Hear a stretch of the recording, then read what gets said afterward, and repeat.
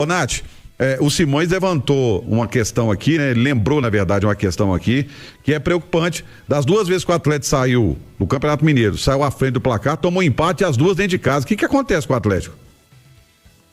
Acho que são alguns fatores e são jogos com histórias diferentes, né? Eu acho que ontem, principalmente, a estratégia do São Paulo não funcionou, as substituições não funcionaram e isso corroborou diretamente ali para que o Atlético crescesse na segunda etapa e aí fizesse o gol do empate, depois, inclusive, criasse oportunidades para mais. O Atlético tem uma dificuldade, Romano, muito grande de se impor nos momentos em que tem superioridade na partida, né? Como no primeiro tempo, como faz o gol muito cedo, logo aos 4 minutos, ali o Atlético já estava nas cordas no início do jogo, né? O Atlético poderia ter insistido mais, pressionado mais e com um pouco mais, a palavra que o próprio Sampaoli usa, muito contundência, né? Matado o jogo ainda na primeira etapa.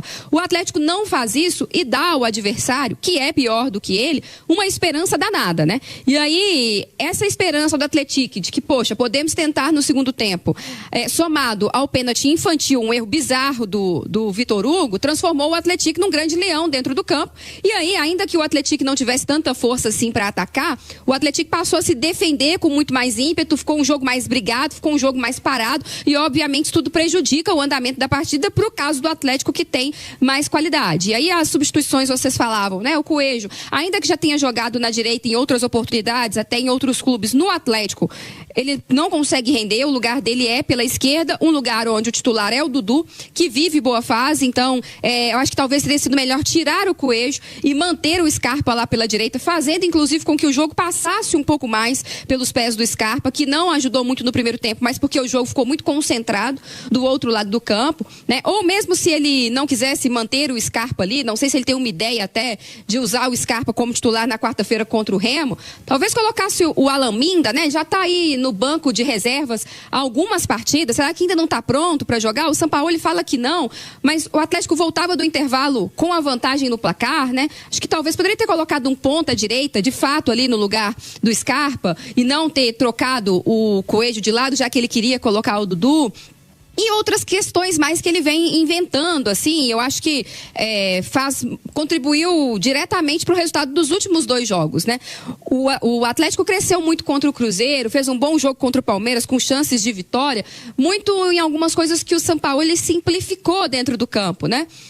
Não insistir tanto na saída de 3 ali com os zagueiros, principalmente porque os zagueiros não têm qualidade para isso. Quem tem mais qualidade na defesa do Galo é o goleiro, então é natural que o Atlético tenha que insistir mais com a bola longa, com o Everson, como funcionou ontem para o primeiro gol do Atlético com o Renan Lodge.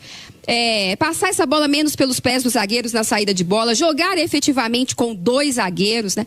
Ter os volantes ali, ainda que não tenha esse primeiro volante, mas ter o Maia com o próprio Alan Franco ali, protegendo mais a entrada da área. E nos últimos 2 jogos, contra o Bragantino, também ontem contra o Atlético, a gente viu ele já modificando alguma coisa, né? O Natanael foi um terceiro zagueiro ontem, no jogo contra o Bragantino, o Alan Franco foi esse terceiro cara. A ideia de dar liberdade para o Renan Lodge, ela é uma ideia interessante pela qualidade que ele tem, mas há outras formas de fazer isso, sem ter que inventar a roda lá no sistema defensivo, porque assim, às vezes, quando as coisas não estão funcionando, a gente bate muito nessa tecla aqui.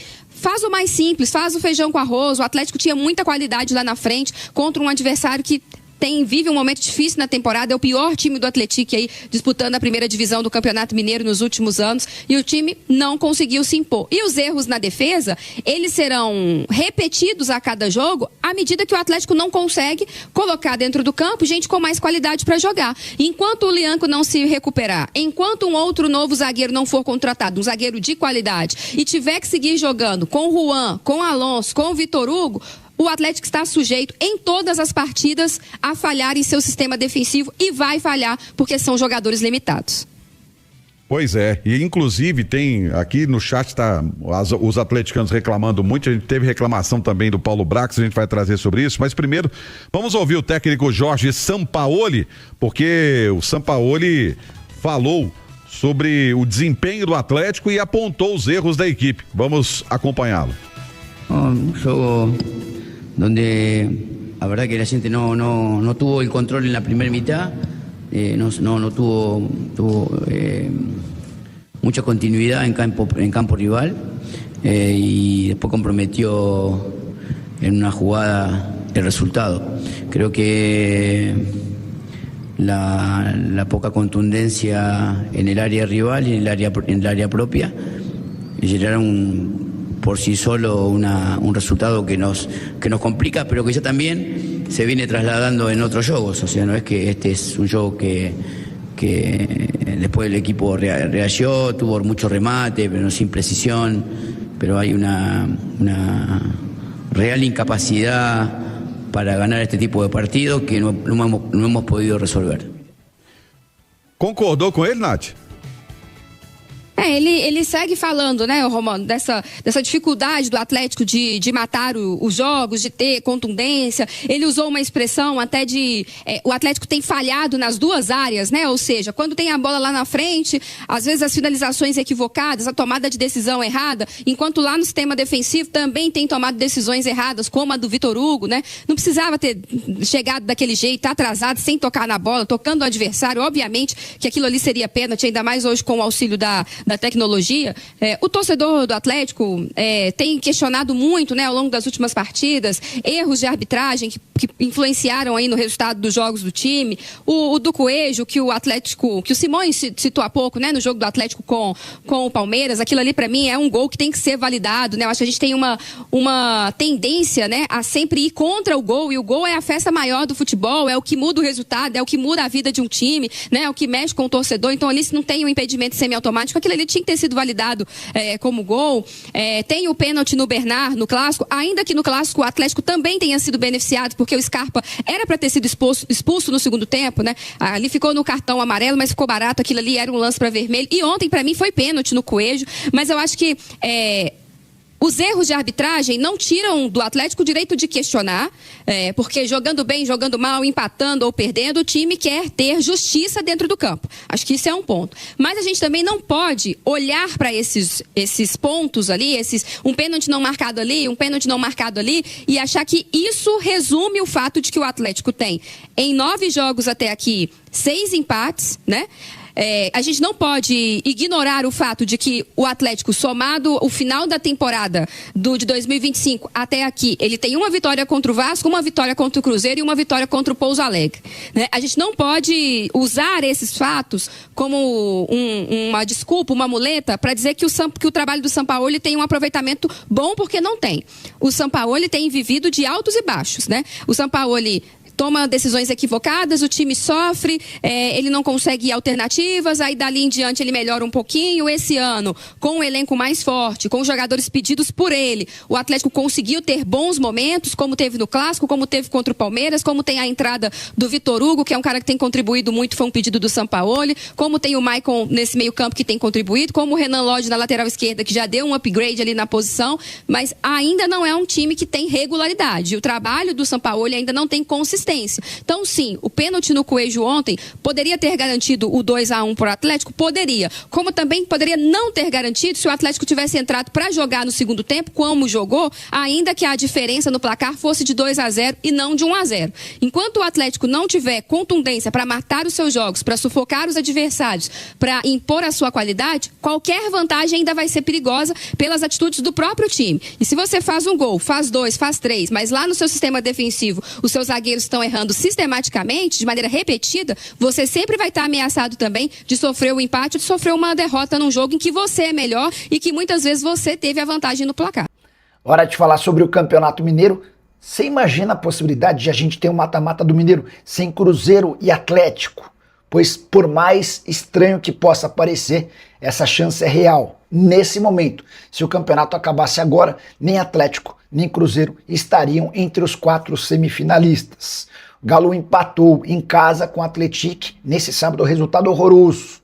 Ainda que tenha poupado alguns titulares, o Atlético sai na frente e leva o gol do empate importante. Atlético brigando contra o rebaixamento. Nesse momento o Galo é o segundo do grupo A, com 11 pontos conquistados. Ele tem a mesma pontuação da URT, que é a líder. Ele perde nos critérios de desempate. Já o Cruzeiro é segundo do grupo C, são 9 pontos contra 11 do Norte.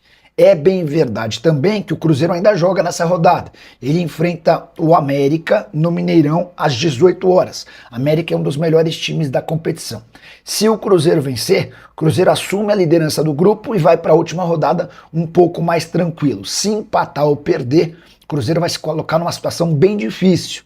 E assim como o Atlético, vai precisar vencer na rodada final e torcer por uma combinação de resultados. Só para explicar. Campeonato Mineiro tem 3 grupos de 4 times. Os líderes de cada grupo passam à próxima fase e o melhor segundo colocado se junta aos líderes para a disputa das semifinais. Beleza? Ó, só para completar, registrar que o Cruzeiro pega na última rodada a URT fora de casa, enquanto o Atlético visita o Itabirito.